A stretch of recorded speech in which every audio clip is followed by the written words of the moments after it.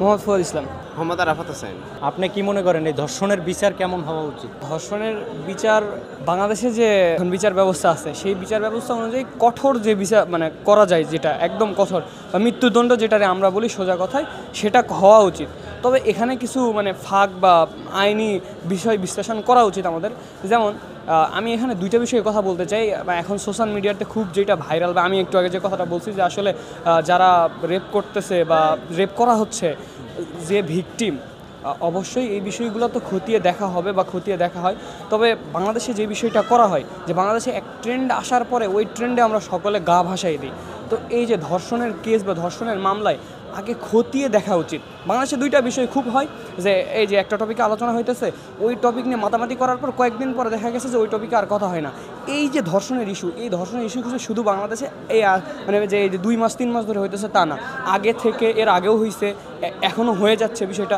আসলে যারা রেপ করতেছে এরা এত সাহস কোথায় পায়? মূলত এরা সাহস এই জন্যই পায় যে বাংলাদেশে হয়তো বা ওই পরিমাণ বিচার হয় না, যে ন্যায় বিচার হয় না, যে পরিমাণ ন্যায় বিচারটা হওয়া দরকার। প্রথম হচ্ছে এই জায়গাটাতে আমাদের কাজ করে একদম শিওর করা উচিত যে হচ্ছে আমরা কিভাবে শাস্তি দিচ্ছি বা কতখানি শাস্তি দিচ্ছি, এটা জাতির সামনে ক্লিয়ার করা উচিত। তারপর আরেকটা বিষয় নিয়ে আমি কথা বলতে চাই, এটা হয়তো বা অনেকের সাথে কন্ট্রাডিক্ট হইতে পারে, কিন্তু তারপরে আমি বলবো, যেমন বাংলাদেশের নারী নির্যাতনের একটা আইন আছে, যে নারী নির্যাতন আইনটা খুব পপুলার। এই নারী নির্যাতনের আইনের সুযোগ নিয়ে বাংলাদেশে এক শ্রেণীর নারীরা আছে যারা মূলত পুরুষকে ওয়ান কাইন্ড অফ নির্যাতন করে যাইতেছে।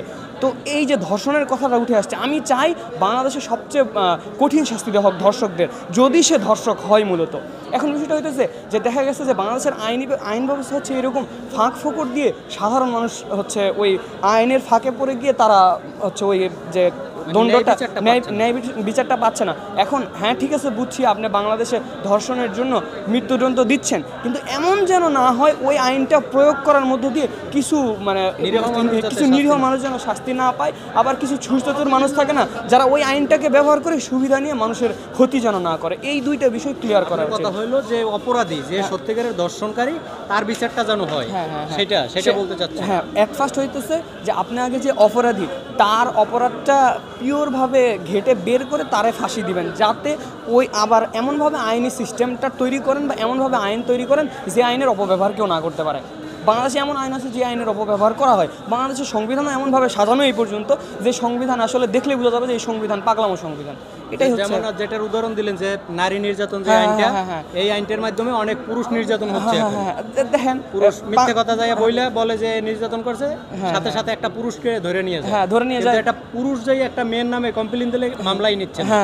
এই যে সেটা বলতে চাচ্ছেন ওইরকম যেন না হয় বাংলাদেশ। হ্যাঁ, আমি চাই বাংলাদেশে যে ধর্ষণ করছে তার সর্বোচ্চ শাস্তি হোক, তবে এমন আইন তৈরি করা হোক যে আইন দিয়ে ধর্ষক শাস্তি পাবে, এটা শিওর, আবার সাধারণ নিরীহ কোনো মানুষ ফাঁসবে না। আইন এবং আইনের প্রয়োগ থাকা উচিত যেটা ন্যায় বিচার হয়, যে দোষী তার যে অপরাধী তার যাতে সাথে সাথে বিচারটা হয়, সেটা বলতে চাচ্ছি। আচ্ছা, আপনার কি মত? জি ভাই, আসলে যেটা বলেছে সকল কিছুই রাইট বলেছিল।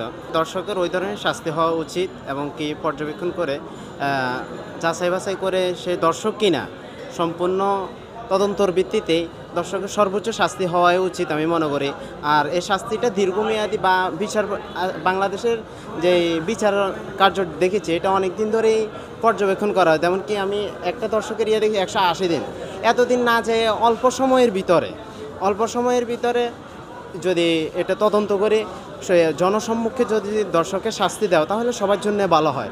একজনকে দেখে আরেকজন সতর্ক হবে, একজনকে দেখে আরেকজনও নিজেকে সতর্ক রাখবে। আর এই আইনটা সবার জন্যই কার্যকরী হওয়া উচিত। আজকে বাংলাদেশের সংবিধানে অনেক আইন হয় যেটা গরিবেরা এই আইনের জোরজার মূল্য তার, যার ক্ষমতা আছে সে আইন ফাঁস কাটি চলে যেতে পারে, তার কাছে আইনের কোনো ভ্যালু নেই। কিন্তু আইন তার জন্য আইন ওইভাবে হওয়া উচিত সবার জন্য একই আইন, এবং কি সবাই যাতে যেই হোক, সে এমপির ছেলে হোক, মন্ত্রীর ছেলে হোক, সে নিরীহ একজন রিক্সাওয়ালা, সে যদি দর্শক হয় তার উপযুক্ত শাস্তি মৃত্যুদণ্ড চাই, এবং কি এটা অল্প দিনের ভিতরে তদন্তের ভিত্তিতে এবং জনসম্মুখে বিচার করা হয়, এটাই চাই। আচ্ছা, আপনি বলতে চাচ্ছেন মূলত যে সত্যিকারের অপরাধী সে একজন রিক্সাওয়ালা হোক আর সে একজন মিনিস্টারের ছেলে হোক, সবার জন্য যেন একই আইন থাকে, যাতে সাথে অল্প দিনের ভিতরেই যাতে ন্যায় বিচারটা হয়ে যায়, এটা চাচ্ছেন। যে অনেক দিন একটা কেস অনেক দিন ঘুরতে করতে করতে করতে দেখা যায় যে 50 বছর 30 বছর 50 বছর চলে যায়, তারপরও বিচার হয় না। সেটা চাচ্ছেন না। জি। ধন্যবাদ আপনাদেরকে। বন্ধুরা, ওনাদের সাথে ধর্ষণের ব্যাপার নিয়ে কথা বললাম। আপনাদের যদি ভালো লাগে আমাদের সাথে থাকবেন।